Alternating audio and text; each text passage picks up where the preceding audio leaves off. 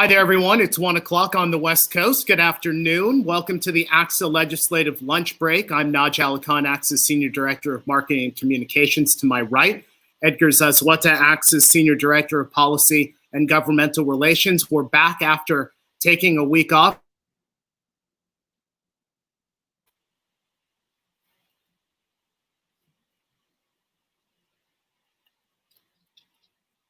All right, Edgar. I don't know if you could hear me. I was still there. You worried me for a second. I thought you were going back to vacation for a second. You're back with us. No, you know what? What's funny is that I took a week off and I accomplished absolutely nothing. But I'll have our executive producer Michael Kelly throw up a photo because really the only thing that I did accomplish this time really was actually my daughter who got her driver's license yesterday. That's awesome.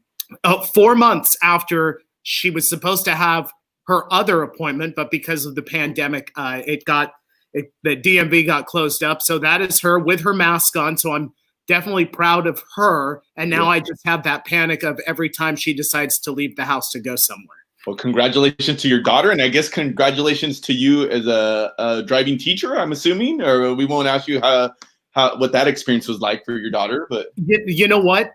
Both her mother and I helped teach her, but the shocking moment for me beyond her getting her license was the cost of her insurance. Her insurance is the same as my wife and I combined. So as you prepare for your daughter and my other daughter down the road, just keep that in mind that we got to start keeping the pennies handy. That's for sure. Hey, folks, we've got a really, really packed show today. It has been, we're only 2.5 days into this week, and it has been an incredible news week with so much going on. And so we figured the best way would be to connect the dots with everything. And we want to remind you this is live, this is interactive, so we welcome your questions and your comments. Edgar, before we go into our guest, I have to ask you, because you get calls back and forth and you're kind of involved in so many things, your reflections on what these first 2.5 days have been like. I mean, the story of the week, and I think of the last couple of weeks, really since probably since we last talked, is just now all of this is coming to a head in terms of school reopening. And I think yesterday, you open up any newspaper this morning, and the headlines is District X has decided to go distance learning, District Y decided to go distance learning, and unfortunately, it's I think because of the health situation here that we're facing. I think the last time we talked, we were talking about how there's a direct connection to what's happening in communities and our ability to really curtail the virus, and the ability for our folks, our educators, and most importantly, our students to get back into the classroom. And unfortunately, that's the trend. I think the big headline here is that, at least in this state, I wouldn't say majority, but a lot. I think we'll get a better sense here over the next couple of weeks that the trend is that a lot more districts are opting to at least start the year distance learning. And I can say for the members that we represent and the educators and the parents, this is not what anybody would prefer. I think everybody really wanted to open up the year to make that effort for our students, given the impact, given the loss of learning. But again, the health situation, we don't control we have a way to, our actions can control what's going on, but we don't dictate what's happening in the community in terms of those rates. And unfortunately, that is, I think, the story of the week, and to the point where it's gotten politicized. Not every day you have the President of the United States talking about school districts in California and commenting on their actions, right? That just gives us some context in terms of how big this story has become. Yeah, and we want to say hello to our viewers who are responding on our chat line. Caitlin, Daniel, Heidi, Carol, Tony, welcome to the show. We thank you so much for being here. Again, we bring guests that matter to all of our viewers out there. And today we're bringing someone in to help us connect the dots. He's one of the, he might be the most prominent education writer here in the state. John Fensterwald is an editor over at EdSource. You read him all the time. He joins us here. John, thanks so much for being with us today. I want to come to you with this question right off the bat. from former reporter to current reporter. Everyone has been forced to pivot during this pandemic, and that includes reporters just like you. So what's this experience been like for you as a journalist, seeing the landscape of public education change and pivot so much? And how is that impacting?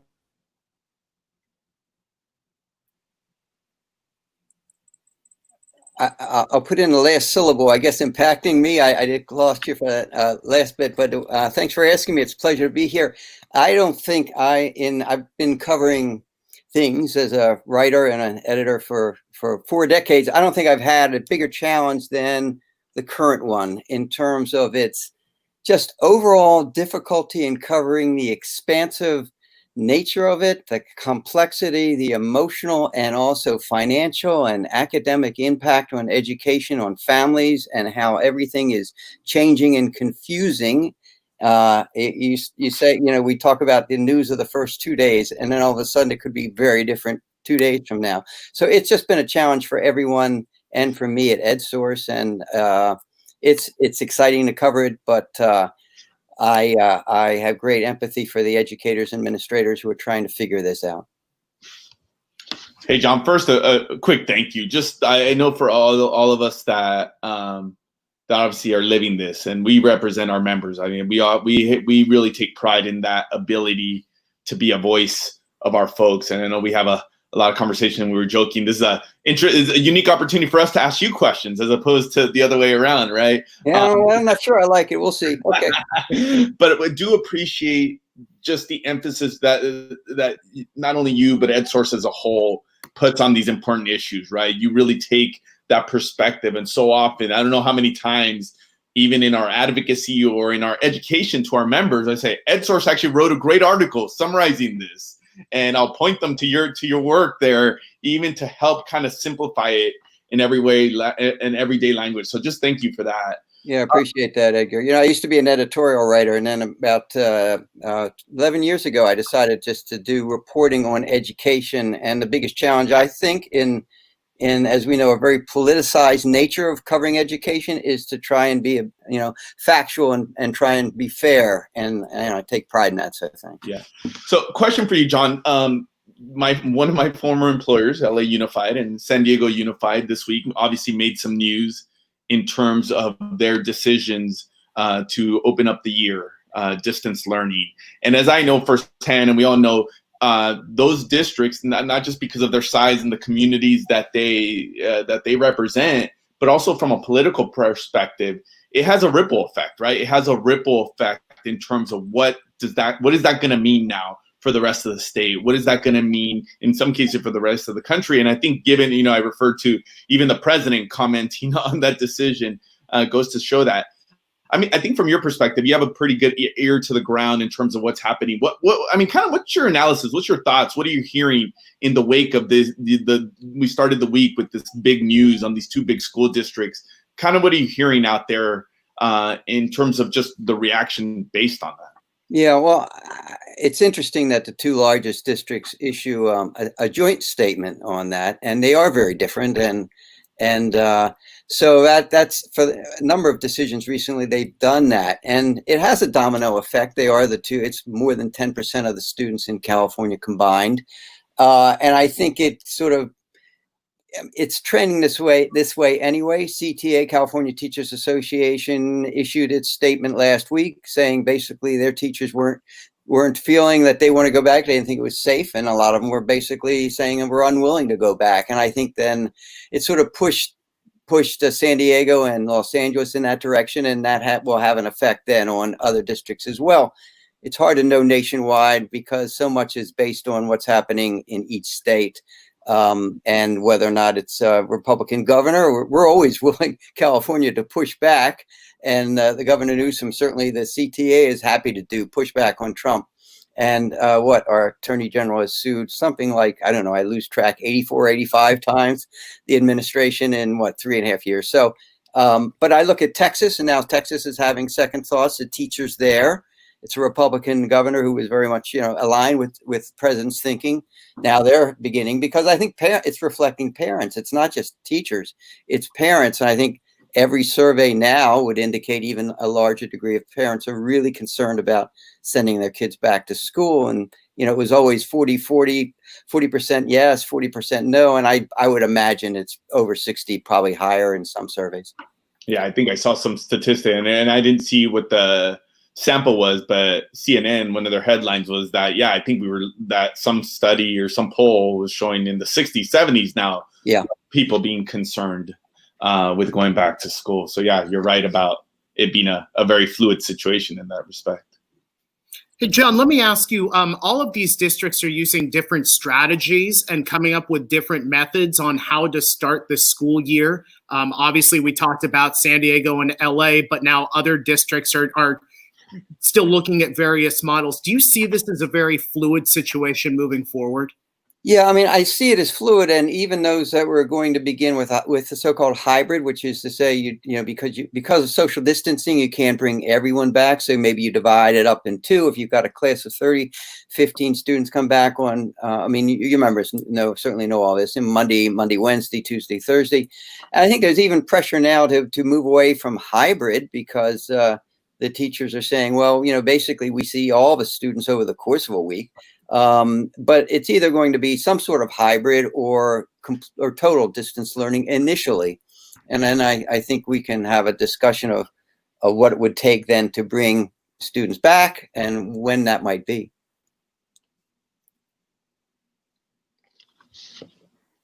John, one of the things I saw, we had a comment in the chat box about the role of the California Teachers Association in terms of that, obviously you referenced their letter, and I think we have seen some of those similar correspondence, whether it be UTLA in Los Angeles or others here in our backyard. I know the Sacramento Teachers Association is also raising some concern, and I think what one of our viewers here, Matt, is alluding to, that the conversation is shifting in terms of who's dictating it, right? And I think, to be fair, I mean, our schools don't run with our educators, right? And I think the preference would be, push came to shove, everybody would prefer to be in the classroom.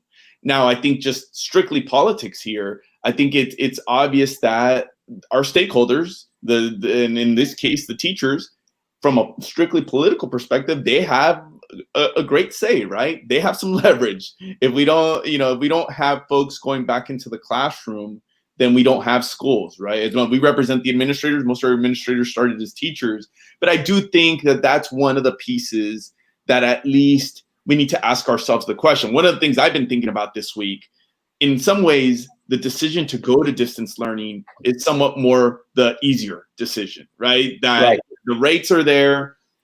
It's not safe for us to go back.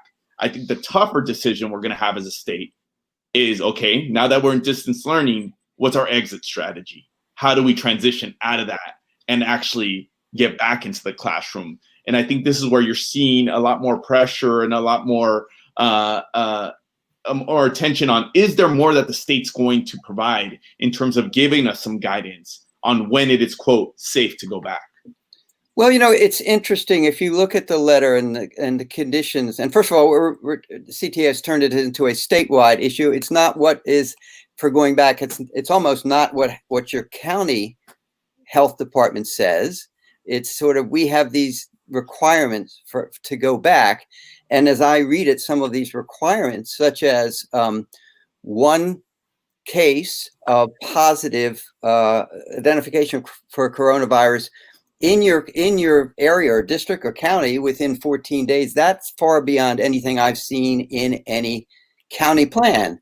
And also with regard to contact tracing, we don't have that in California yet. We don't have it. And I don't know if it's going to be there in several months, but I haven't seen that in county plans to the extent that CTA says these are the conditions that we will return to school.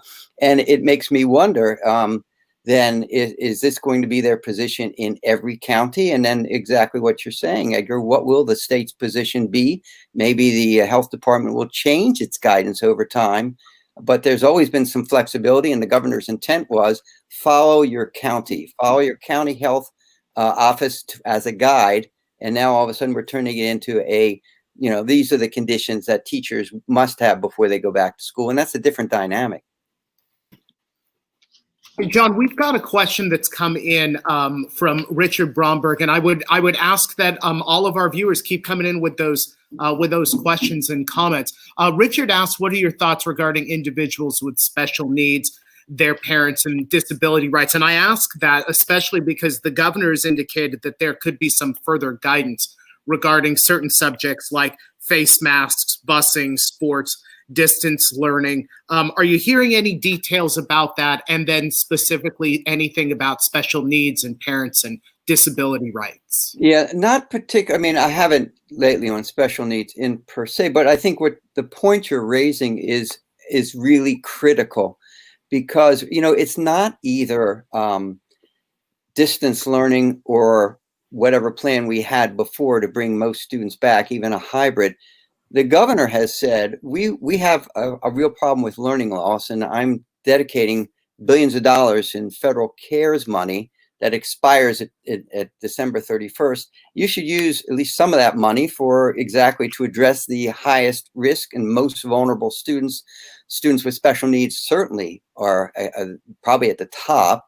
And then you have English learners, you have foster kids, homeless kids, and low-income kids who, you know, suffered the most in this last time that schools closed. And so the question is, are schools going to begin to bring these students back in small groups, creating less of a problem than you do when you bring large groups in? Are you gradually going to serve these students' needs slowly and in small groups so that you can begin to bring students back? They certainly should be the highest priority, and they deserve attention, even though most students are out on distance learning. That's an important thing for districts to think about. And I think there are some districts that are doing it. Palo Alto's thinking about it. I know West Contra Costa Unified said it was going to begin to bring back some students. And those are just the two off the top of my head. And there are others, I hope.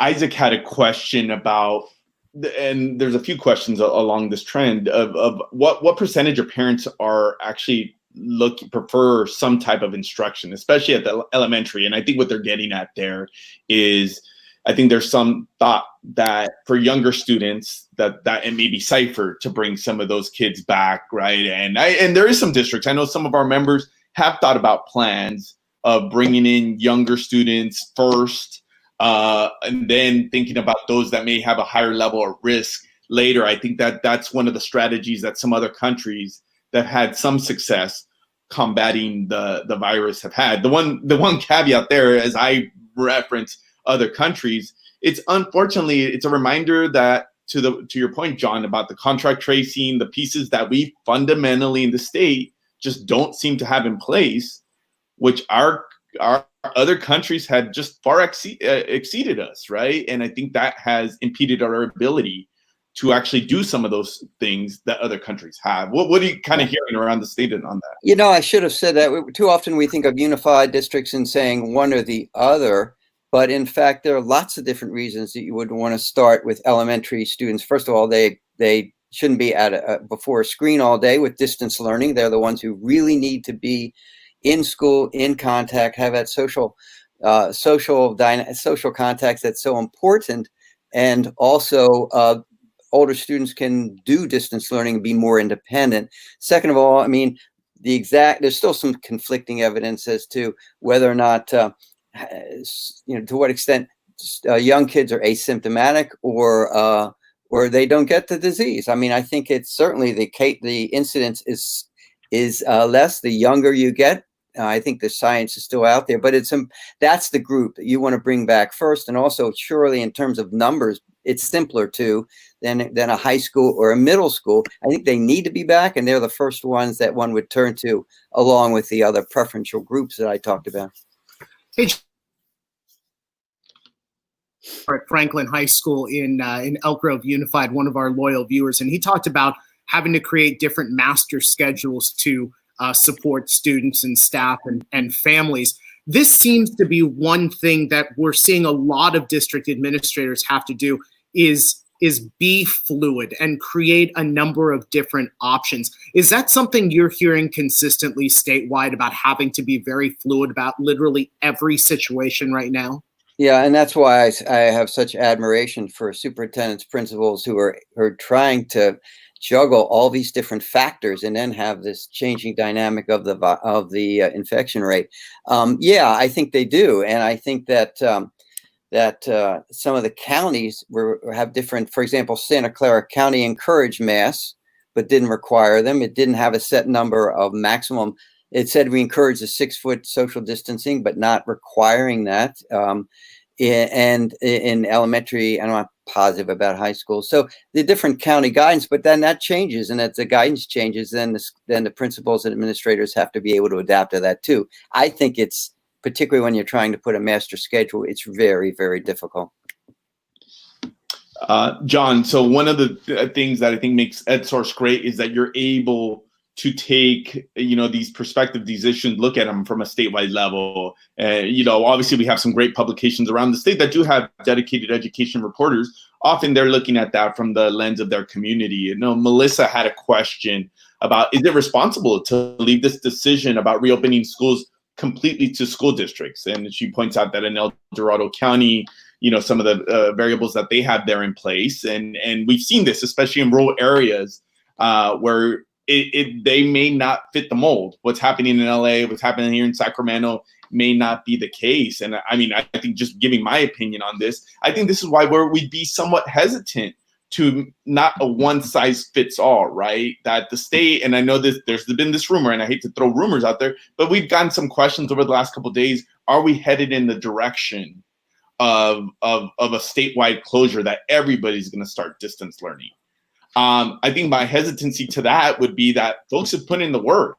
And in some communities, especially if the rates are stable and the community wants to go back, I think that would be the challenging piece. I think what dominates headlines, I mean, I'm talking to two journalists here, is obviously the LAs, the San Diegos of the world get most of the attention. And sometimes we may lose sight of what's happening in some of these smaller communities. Kind of what are you seeing out there on that front? Yeah, I mean, I think that certainly we can follow the large districts and where the bulk of students go. But you're right, California was I forget the number of districts that are under 1,250 students, and in many of them in rural areas. And I think that keeping in mind that we are a state and many of these are adjacent counties and people go back and forth, so it's not like you can isolate an infection.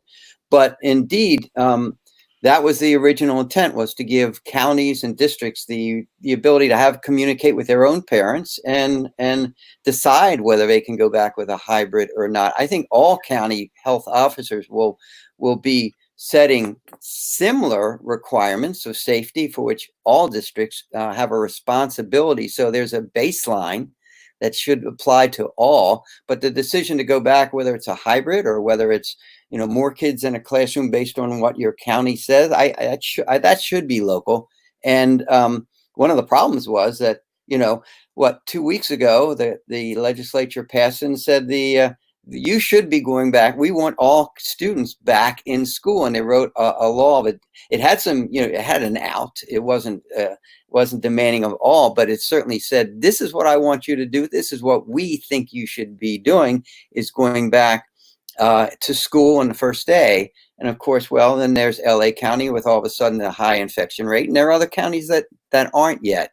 And so to require one size to apply to all, I think it is probably not a good policy. John, we want to make sure that for our viewers, we're off the air around 1:30. So go ahead and drop in those questions for John as soon as you can. I want to hit sports really quickly. Joe Davidson, the longtime high school and CIF writer over at the Sacramento Bee, penned an article today titled "Hope Fades for Fall High School Sports as Health Wisdom Prevails Over COVID-19 Skeptics." And he talked a little bit about the dialing back of the summer conditioning program on Monday about fall sports. We had the CIF executive director, Ron Nochetti, on this show a couple of weeks back, and he talked a little bit about the process, the working with the sections and the health officials and all of that, and needing to be fluid. Joe asked and then answered the question about why hasn't the CIF made an announcement weeks ago or days ago, and really, it seems like it's about time, which seemed, John, very consistent with what school leaders seem to be doing. They need that little bit of extra time before they make these very